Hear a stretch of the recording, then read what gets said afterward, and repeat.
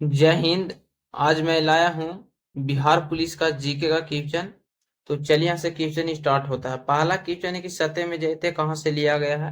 तो सत्य में जयते जो लिया गया है कहाँ से लिया गया है, तो राइट ऑप्शन हो जाएगा डी, मुंडको उपनिषद से सत्य में जयता लिया गया है। ऑप्शन डी सही होगा। नेक्स्ट क्वेश्चन दूसरा नंबर यहाँ पे है कि मानव शरीर की सबसे बड़ी मिश्रित ग्रंथि कौन सी है। तो मानव शरीर की सबसे बड़ी मिश्रित ग्रंथि कौन सी ग्रंथि को कहा जाता है, तो राइट ऑप्शन हो जाएगा अग्नाशय ग्रंथि है जो मानव शरीर की सबसे बड़ी मिश्रित ग्रंथि है। ऑप्शन सी सही होगा। और यहाँ से एक और क्वेश्चन पूछा जाता है कि मानव शरीर की सबसे बड़ी अंतःस्रावी ग्रंथि कौन सी है। तो मानव शरीर की सबसे बड़ी अंतःस्रावी ग्रंथि थायराइड ग्रंथि है। कौन सी ग्रंथि, तो थायराइड ग्रंथि। याद रखना। मानव शरीर की सबसे छोटी ग्रंथि कौन सी है, तो मानव शरीर की सबसे छोटी ग्रंथि पिट्यूटरी ग्रंथि जिसे पीयूष ग्रंथि भी कहा जाता है, यह भी याद रखना। और मानव शरीर की सबसे बड़ी ग्रंथि यकृत है जिसका लगभग भार 1.5 kg होता है। ये तीनों चारों फैक्ट याद रखना। नेक्स्ट क्वेश्चन हो जाएगा यहाँ पे राइट ऑप्शन सी होगा दूसरा का, मानव शरीर की सबसे बड़ी मिश्र ग्रंथि अग्नाशय ग्रंथि है। नेक्स्ट क्वेश्चन फिर यहाँ पे दूसरा तीसरा नंबर है कि तुलसीदास किसके समकालीन थे। तो तुलसीदास किसके समकालीन थे, तो राइट ऑप्शन हो जाएगा तुलसीदास किसके समकालीन थे, तो राइट ऑप्शन हो जाएगा अकबर के समकालीन तुलसीदास कवि थे। तो ऑप्शन ए सही होगा। करेक्ट ऑप्शन तुलसीदास किसके समकालीन थे, तो अकबर का। राइट ऑप्शन ए होगा करेक्ट। नेक्स्ट क्वेश्चन फिर है कि भारत का नेपोलियन किसे कहा जाता है। तो भारत का जो नेपोलियन है किसे कहा जाता है, तो राइट ऑप्शन हो जाएगा समुद्रगुप्त को भारत का नेपोलियन कहा जाता है। ऑप्शन सी सही होगा। भारत का नेपोलियन समुद्रगुप्त का कहा जाता है। करेक्ट ऑप्शन सी होगा। नेक्स्ट क्वेश्चन फिर चौथा नंबर है कि सबसे पुरानी स्मृति कौन सी है। तो सबसे पुरानी स्मृति जो है किसे कहा जाता है, तो राइट समझ गया मनु स्मृति को सबसे पुरानी स्मृति के नाम से जाना जाता है। चौथा का ऑप्शन ए करेक्ट होगा। सबसे पुरानी स्मृति मनु स्मृति है। पांचवा नंबर क्वेश्चन है कि सिंधु घाटी सभ्यता किस युग की सभ्यता थी। तो सिंधु घाटी सभ्यता किस युग की सभ्यता थी, तो राइट ऑप्शन हो जाएगा कांस्य युग की सभ्यता को ही कांस्य युग की सभ्यता थी सिंधु घाटी सभ्यता। तो ऑप्शन सी सही होगा। सिंधु घाटी सभ्यता कांस्य युग की सभ्यता थी। ऑप्शन सी करेक्ट है। छठा नंबर क्वेश्चन की चरक संहिता चिकित्सा किस शाखा से संबंधित है। तो चरक संहिता जो चिकित्सा किस शाखा से संबंधित है, तो राइट ऑप्शन हो जाएगा चरक संहिता जो है ये आयुर्वेद से संबंधित है। राइट ऑप्शन बी होगा आयुर्वेद से संबंधित है चरक संहिता। चरक संहिता का लेखक कौन है, तो चरक है जो आयुर्वेद से संबंधित है। सातवां नंबर क्वेश्चन की सिरका की प्रकृति अम्लीय है क्योंकि इसमें होता है। तो सिरका की प्रकृति क्या होता है, अम्लीय है। मैं बता दूं कि पीएच स्केल का खोज किए थे सोरेनसन ने, जिस पर 0 से लेकर 14 तक अंक पीएच मान अंकित रहते हैं। और जो बीच में होता है 7 वो उदासीन के बराबर होता है जो जल का पीएच मान होता है। और 7 से कम वालों को अम्लीयता कहा जाता है और 7 से अधिक वालों को क्षारीयता कहा जाता है। तो यहीं पे क्वेश्चन पूछा गया कि सिरका की प्रकृति अम्लीय है होता है क्योंकि इसमें होते हैं। तो इसमें जो होता है सिरका में एसिटिक अम्ल होते हैं जो इसकी प्रकृति क्या होता है, तो अम्लीय होता है। जो 7 से कम इसका पीएच मान होता है और 7 से अधिक वालों को क्षारीयता कहा जाता है। तो राइट ऑप्शन हो जाएगा एसिटिक अम्ल जिसका सूत्र CH3 COO होता है और पीएच स्केल को सुरेश ने किए थे, भी याद रखना। जो अम्लीयता क्षारीयता मापने के लिए प्रयोग किया जाता है पीएच स्केल का। आठवां नंबर क्वेश्चन है कि न्यूरॉन इकाई है। तो न्यूरॉन जो इकाई है किसकी इकाई होती है, तो राइट ऑप्शन हो जाएगा तंत्रिका ऊतक इकाई न्यूरॉन इकाई होती है। राइट ऑप्शन डी होगा तंत्रिका ऊतक इकाई न्यूरॉन इकाई होती है। तो ऑप्शन डी सही होगा। नेक्स्ट क्वेश्चन फिर है यहाँ पे 9 नंबर के विटामिन ए का रासायनिक नाम क्या है। तो विटामिन ए का रासायनिक नाम क्या है, तो राइट ऑप्शन हो जाएगा विटामिन ए का रासायनिक नाम रेटिनॉल है। और विटामिन ए की कमी से कौन सा रोग होता है, तो विटामिन ए की कमी से बेरी बेरी रोग होता है। कौन सा, तो बेरी बेरी रोग विटामिन ए की कमी से होता है, याद रखना है भी। और विटामिन ए का रासायनिक नाम रेटिनॉल है। और विटामिन बी का रासायनिक नाम जो है क्या है, तो विटामिन बी का रासायनिक नाम थायमीन है। तो विटामिन बी का रासायनिक नाम थायमीन है। और विटामिन बी की कमी से कौन सा रोग होता है, सॉरी विटामिन ए की कमी से जो रोग होता है रतौंधी रोग होता है। रतौंधी विटामिन बी की कमी से बेरी बेरी रोग होता है। और विटामिन बी का रासायनिक नाम थायमीन है, याद रखना। क्वेश्चन मिस्टेक हो गया था। विटामिन ए का रासायनिक नाम रेटिनॉल है। और विटामिन ए की कमी से रतौंधी रोग, विटामिन बी की कमी से बेरी बेरी रोग होता है। नेक्स्ट क्वेश्चन फिर यहाँ पे 10वां नंबर कि गुरुत्वाकर्षण का सिद्धांत किसने दिया था। तो गुरुत्वाकर्षण का सिद्धांत किसने दिया था, तो राइट ऑप्शन हो जाएगा सर आइजैक न्यूटन साहब ने गुरुत्वाकर्षण का सिद्धांत दिए थे। ऑप्शन ए करेक्ट होगा। 10वां का ऑप्शन गुरुत्वाकर्षण का सिद्धांत न्यूटन साहब ने दिए थे। 11 नंबर क्वेश्चन की दही का जमना कौन सी प्रक्रिया है। तो दही का जमना जो कौन सी प्रक्रिया का उदाहरण हो जाएगा, तो याद रखना दूध से दही बनना रासायनिक परिवर्तन की क्रिया है। और ये लैक्टोबैसिलस नामक जीवाणु के कारण दूध से दही बन जाता है। तो दही का जमना है रासायनिक प्रक्रिया का उदाहरण हो जाएगा। ऑप्शन सी सही होगा करेक्ट ऑप्शन। दही के जमना रासायनिक प्रक्रिया, और लैक्टोबैसिलस जीवाणु जो दही के बनने के सहायता करती है। हाँ, फिर यहाँ पे 12 नंबर की दूध की शुद्धता मापने वाला यंत्र कौन सा है? तो दूध की शुद्धता मापने यंत्र को क्या कहा जाता है? तो याद रखना, दूध की शुद्धता मापने वाले यंत्र को लैक्टोमीटर कहा जाता है। तो राइट ऑप्शन हो जाएगा ये करेक्ट ऑप्शन, लैक्टोमीटर दूध की शुद्धता मापने वाले यंत्र है। 12 के ऑप्शन सही होगा। सिनेबार किसका प्रमुख हेक्स है? तो सिनेबार जो है किसका प्रमुख हेक्स है? तो याद रखना, सिनेबार पारा का एक प्रमुख हेक्स है। ऑप्शन सी सही होगा, पारा का प्रमुख हेक्स है सिनेबार। और पारा के जो अम्लीगम, जो पारा का जो गंधहीन पदार्थ होता है उसे अम्लीगम कहा जाता है, दूषित पदार्थ को। और जो लोहा का प्रमुख तत्व क्या है? तो लोहा का प्रमुख तत्व हेमेटाइट होता है। और सिनेबार का सूत्र जो होता है HDS होता है, याद रखना HDS सिनेबार का सूत्र होता है।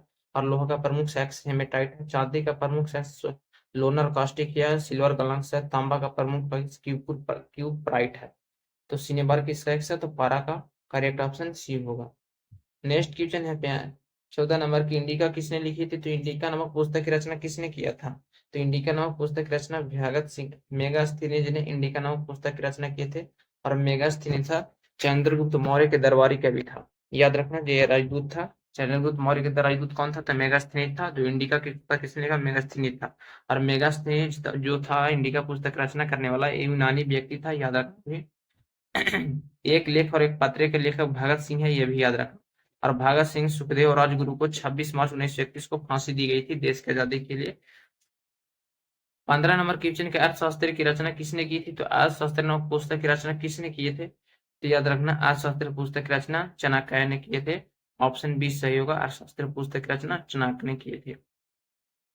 ऑप्शन बी सही है। नेक्स्ट क्वेश्चन फिर है यहाँ पे 16 नंबर की, महाभाष्य के लेखक कौन है? तो महाभाष्य पुस्तक की रचना किसने किए थे? तो याद रखना, महाभाष्य के लेखक कौन है? तो राइट ऑप्शन हो गया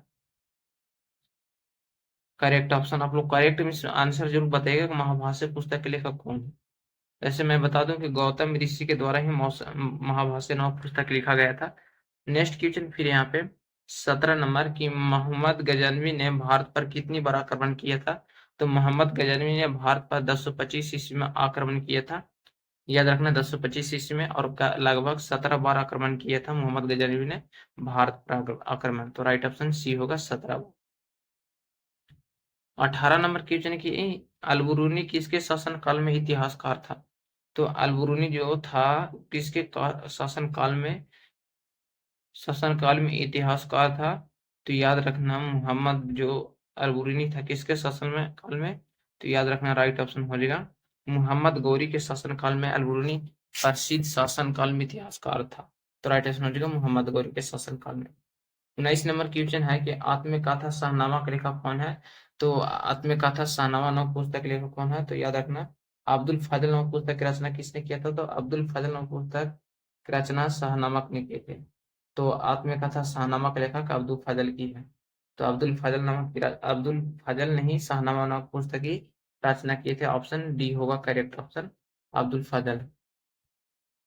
नेक्स्ट क्वेश्चन फिर है 20 नंबर कि क्षेत्रफल की दृष्टि से भारत का विश्व के देशों में कौन सा स्थान है?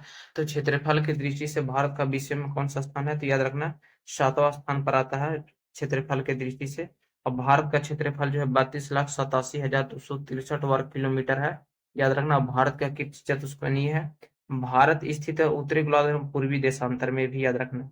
और भारत का जो क्षेत्रफल है विश्व में कितना? 32,87,263 वर्ग मीटर, और प्रतिशत में पूछा जाएगा तो 2.42% है।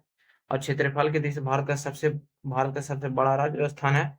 और क्षेत्रफल के दृष्टि से विश्व के सबसे बड़ा देश रूस है, याद रखना। और दूसरे स्थान पर कनाडा का स्थान आता है, और 7वां पर भारत का। नेक्स्ट क्वेश्चन फिर 21 नंबर कि निम्नलिखित में से किस देश की भारत के साथ सबसे लंबी स्थलीय सीमा है? तो निम्नलिखित में किस देश के साथ भारत की सबसे लंबी स्थलीय सीमा है? तो याद रखना, बांग्लादेश के साथ भारत की सबसे लंबी स्थलीय सीमा है। और राइट ऑप्शन डी होगा, बांग्लादेश के साथ। और सबसे छोटा स्थलीय सीमा किस देश के साथ है? तो अफगानिस्तान देश के साथ भारत की सबसे छोटी स्थलीय सीमा लगती है। तो बांग्लादेश के साथ सबसे लंबी। 22 नंबर क्वेश्चन के, किसके द्वारा भारत श्रीलंका से अलग होता है? तो किसके द्वारा भारत श्रीलंका से अलग होता है? तो याद रखना, पाक जलडमरू मत के द्वारा भारत श्रीलंका से अलग होता है। राइट ऑप्शन बी होगा, पाक जलडमरू मत के द्वारा। 23 नंबर क्वेश्चन है कि मैकमोहन रेखा मैकमोहन सीमा रेखा बनाती है। तो मैकमोहन सीमा रेखा क्या बनाती है? तो भारत और चीन के बीच जो है, भारत और चीन के बीच का सीमा रेखा बनाती है मैकमोहन रेखा। रेखा तो ऑप्शन ए सही होगा। भारत और चीन के बीच की सीमा रेखा को मैकमोहन रेखा कहा जाता है, जो अलग करता है। 24 नंबर क्वेश्चन में कोस्का क्रॉसओवर घर किसे कहा जाता है? तो कोस्का क्रॉसओवर घर किसे कहा जाता है? तो याद रखना, कोस्का का रसोई घर जो किसे कहा जाता है? आप लोग कमेंट में भी आंसर जरूर बताइएगा। जो कोस्का का रसोई घर है, क्रोमोप्लास्ट या क्लोरोप्लास्ट को कहा जाता है? तो याद रखना, क्लोरोप्लास्ट को कोस्का का रसोई घर कहा जाता है। तो ऑप्शन बी सही होगा, क्लोरोप्लास्ट के कारण। और पतियाहारी क्यों होती है? तो पतियाहारी जो होती है क्लोरोफिल बढ़ने के कारण होती है, ये भी याद रखना। और कोस्का का रसोई घर क्लोरोप्लास्ट को कहा जाता है। जय जवान जय किसान का नारे किसने दिए थे? तो जय जवान जय किसान का नारे दिए थे किसने? तो याद रखना है, लाल बहादुर शास्त्री ने जय जवान जय किसान का नारे दिए थे। लाल बहादुर शास्त्री को शांति पुरुष के नाम से भी जाना। लाल बहादुर शास्त्री को शांति के क्षेत्र में 1979 में नो भारत रत्न से सम्मानित किया गया था। नोबेल पुरस्कार से सम्मानित किया था 1979 में। 26 नंबर क्वेश्चन की गांधी जी को महात्मा की उपाधि किसने दिए थे? तो महात्मा गांधी जी को महात्मा की उपाधि, गांधी जी को महात्मा को उपाधि रविंद्रनाथ टैगोर ने दिए थे। किसने? तो रविंद्रनाथ टैगोर ने महात्मा को उपाधि दिए थे। ऑप्शन डी सही। 27 नंबर क्वेश्चन के वास्को डी गामा कहाँ का रहने वाला था? तो वास्को डी गामा पुर्तगाल के रहने वाला था। और जो भारत में आने वाले, भारत में जो आया था, समुद्री मार्ग का खोज किया था भारत का। समुद्री मार्ग का 1498 में आया था भारत में। कहाँ आया था? तो भारत में केरल के कालीकट के तट के बंदरगाह पर आया था। सबसे पहले मसालों को व्यापार करने के उद्देश्य से आया था पुर्तगाल, सबसे पहला पुर्तगाली व्यापारी। 28 नंबर क्वेश्चन है कि गांधी जी दक्षिण अफ्रीका से कब लौटे? तो गांधी जी दक्षिण अफ्रीका में कब गए थे? ये भी याद रखना कि 1893 में गए थे। कब गए थे? तो 1893 में महात्मा गांधी जी दक्षिण अफ्रीका गए थे। 1915 में महात्मा गांधी जी वापस लौट गए थे अपनी पढ़ाई को पढ़कर वापस। तो राइट ऑप्शन हो जाएगा भी, 1915 में वापस लौटे थे। 29 नंबर क्वेश्चन की भारत तक समुद्री मार्ग का खोज किसने की? तो भारत तक का समुद्री मार्ग का खोज किसने किया था? तो पुर्तगालियों के द्वारा। पुर्तगालियों में वास्को डी गामा के द्वारा। तो ऑप्शन सी सही होगा। और पुर्तगाली एक नाविक था, ये भी याद रखना। 30 नंबर क्वेश्चन की गांधी जी अपना राजनीतिक गुरु किसे मानते थे? तो गांधी जी के राजनीतिक गुरु किसे मानते थे? तो याद रखना, गोपाल कृष्ण गोखले के राजनीतिक गुरु, गोपाल कृष्ण गोखले के राजनीतिक गुरु महात्मा गांधी जी मानते थे। और गोपाल कृष्ण गोखले के भी राजनीतिक गुरु कौन थे? तो एम जी रनाडे थे गोपाल कृष्ण गोखले के राजनीतिक गुरु। और गोपाल कृष्ण गोखले ने भारतीय सेवक समाज की स्थापना किए थे, ये भी याद रखना। भारतीय सेवक समाज की स्थापना गोपाल कृष्ण गोखले और गोपाल कृष्ण गोखले के राजनीतिक गुरु एम जी रनाडे थे। 31 नंबर क्वेश्चन है कि रामचरितमानस के लेखक कौन है? तो रामचरितमानस के लेखक तुलसीदास है। और तुलसीदास किसके समकालीन? तो अकबर के समकालीन है तुलसीदास। और हनुमान चालीसा की रचना किसने किए थे? तो तुलसीदास ने ही हनुमान चालीसा की रचना किए थे, ये भी याद रखना। तो हम लोग का ऑप्शन सही होगा 31 का सी, तुलसीदास अकबर के समकालीन थे और रामचरितमानस की रचना किए थे, और इसके अलावा हनुमान चालीसा। 32 नंबर क्वेश्चन है, महात्मा गांधी का पूरा नाम क्या है? तो महात्मा गांधी का पूरा नाम मोहनदास करमचंद गांधी महात्मा गांधी जी का पूरा नाम है। ये भी याद रखना कि महात्मा गांधी जी का जन्म कब हुआ था? कि 2 अक्टूबर 1869 को गुजरात के पोरबंदर में जन्म हुआ था। 30 जनवरी 1948 को इनकी निधन हो गया था। किसने निधन किया था? तो नाथुराम गोल्ड ने छाती में मार दिया था गोली। और 2 अक्टूबर 1869 गुजरात के पोरबंदर में इनका जन्म हुआ था। और गांधी, बता दें यहाँ पे एक और क्वेश्चन पूछा जाता है कि गांधी कब से कब तक जाना जाता है? तो गांधी जो जाना जाता है 1919 से 1947 तक गांधी के नाम से जाना जाता है। याद रखना, 1919 से 1947 तक गांधी के नाम से जाना जाता है। और गांधी और 1942 में महात्मा गांधी जी ने भारत छोड़ो आंदोलन नारा दिए थे, ये भी याद रखना। और करो या मरो कभी नारा महात्मा गांधी जी द्वारा ही दिया गया था। और असहयोग आंदोलन 1920 से 1922 तक चला गया था। और जो चौरी चौरा हत्याकांड के द्वारा चौरी चौरा हत्याकांड 1922 में असहयोग आंदोलन के कारण बंद कर देना पड़ा था, ये भी याद रखना। 33 नंबर क्वेश्चन के भक्ति आंदोलन के प्रारंभिक प्रतिपादक होते। तो भक्ति आंदोलन के प्रारंभिक प्रतिपादक रामानुजाचार्य थे। तो रामानुजाचार्य भक्ति आंदोलन के रामानुजाचार्य भक्ति आंदोलन के प्रारंभिक प्रतिपादक थे। ऑप्शन 33 का ये सही होगा। नेक्स्ट क्वेश्चन फिर यहाँ पे है 34 नंबर की, स्वतंत्र पार्टी के संस्थापक कौन थे? तो स्वतंत्र पार्टी के संस्थापक कौन है? तो याद रखना, सी राजगोपालचारी स्वतंत्र पार्टी के संस्थापक माने जाते हैं, सी राजगोपालचारी। और भारतीय सेवक समाज की स्थापना गोपाल कृष्ण गोखले माने जाते हैं। और दादा भाई नौरोजी के द्वारा किस संस्था की स्थापना किए गए थे? तो पॉवर्टी एंड रूल ब्रिटिश इंड इन पॉवर्टी की पुस्तक के लेखक दादा भाई नौरोजी है, ऐसे करके पुस्तक के नाम थी दादा भाई नौरोजी की पुस्तक का। 35 नंबर क्वेश्चन की निम्नलिखित में कौन शेर ए पंजाब के नाम से मशहूर थे? तो निम्नलिखित में कौन शेर ए पंजाब के नाम से मशहूर थे? तो बाल गंगाधर तिलक शेर ए पंजाब के नाम से मशहूर है। बाल गंगाधर तिलक शेर ए पंजाब के नाम से। 36 नंबर क्वेश्चन के अरविंद घोषों का नाम किस षड्यंत्र के मामले से जुड़ा था? तो याद रखना, लाहौर षड्यंत्र के मामला से अरविंद घोष का नाम जुड़ा हुआ था, लाहौर षड्यंत्र के मामला से। 37 नंबर क्वेश्चन के प्लासी युद्ध के समय बंगाल का नवाब कौन था? तो सिराजुद्दौला प्लासी युद्ध के समय बंगाल का नाम था। प्लासी युद्ध कब लड़ा गया था? 1757 में प्लासी युद्ध लड़ा गया था। और प्लासी युद्ध के समय बंगाल का नाम सिराजुद्दौला था। और बंगाल का विभाजन कब हुआ था? तो 1905 में लॉर्ड कर्जन के द्वारा हुआ था। याद रखना, जिस समय स्वतंत्र भारत के प्रथम गवर्नर लॉर्ड माउंटबेटन थे। 38 नंबर क्वेश्चन की किस मुगल शासक ने तंबाकू पर प्रतिबंध लगाया था? तो किस मुगल शासक ने तंबाकू पर प्रतिबंध लगाया था? तो याद रखना, अकबर। सर इसमें आप लोग कंफ्यूज मैं हो रहा हूँ, तो आप लोग कमेंट में जरूर इसका आंसर बताइए किस मुगल शासक ने तंबाकू पर प्रतिबंध लगाया था। 39 नंबर क्वेश्चन है कि निम्नलिखित जीवाश्म ईंधनों में कौन सर्वोत्तम ईंधन है? तो निम्नलिखित जीवाश्म ईंधनों में सबसे सर्वोत्तम ईंधन माना जाता है प्राकृतिक गैस का।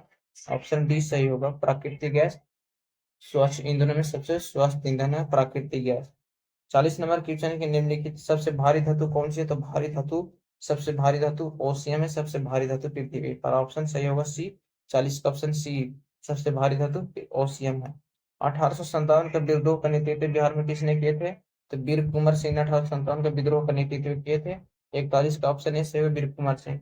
42 नंबर क्वेश्चन, 1857 का विद्रोह कहाँ से प्रारंभ हुआ था? तो 1857 का विद्रोह मेरठ से प्रारंभ हुआ था, जिसे सिपाही विद्रोह के नाम से भी जाना जाता है। इनमें कौन दुर्बल अम्ल है? देखिए बता दें यहाँ पे दुर्बल अम्ल कौन है। तो HCl एक हाइड्रोक्लोरिक अम्ल कहा जाता है, जिसे भोजन के पाचन में सहायक होता है, सबसे प्रबल अम्ल है। HCF ये एक प्रबल अम्ल है। और HNO3 भी नाइट्रिक अम्ल है, जिससे सबसे अधिक प्रबल अम्ल है। HCl और HNO3 के सबसे अधिक प्रबल अम्ल कहा जाता है। HPF को भी सबसे प्रबल अम्ल कहा जाता है। बैट्रिक अम्ल HBr को कहा जाता है। ये दुर्बल अम्ल के उदाहरण हो जाएगा, ऑप्शन सी करेक्ट ऑप्शन। इसके अलावा नेक्स्ट क्वेश्चन है 44 नंबर की किस युद्ध में सर्वप्रथम तोप का प्रयोग हुआ था? तो किस युद्ध में सर्वप्रथम तोप का प्रयोग हुआ था? तो पानीपत के प्रथम युद्ध में तोप का, याद रखना, फर्स्ट बैटल ऑफ युद्ध में पानीपत के प्रथम युद्ध में तोप का प्रयोग हुआ था। पानीपत का प्रथम युद्ध 1526 में, द्वितीय युद्ध 1556 में, तृतीय युद्ध 1761 में लड़ा गया था। तीनों युद्ध याद रखना। और पानीपत के प्रथम युद्ध में ही सर्वप्रथम तोप का प्रयोग हुआ था। पानीपत भारत के हरियाणा राज्य में स्थित है। 45 नंबर क्वेश्चन के विश्व में हरित क्रांति के जनक किसे कहा जाता है? तो विश्व में हरित क्रांति के जनक नॉर्मन बोरलॉग को, नॉर्मन बोरलॉग को भारत में विश्व में हरित क्रांति के जनक कहा जाता है। और हरित क्रांति के जनक सबसे पहले किससे प्रभाव पड़ा था? तो गेहूं पर प्रभाव सबसे ज्यादा पड़ा था, उत्पादन बढ़ा था।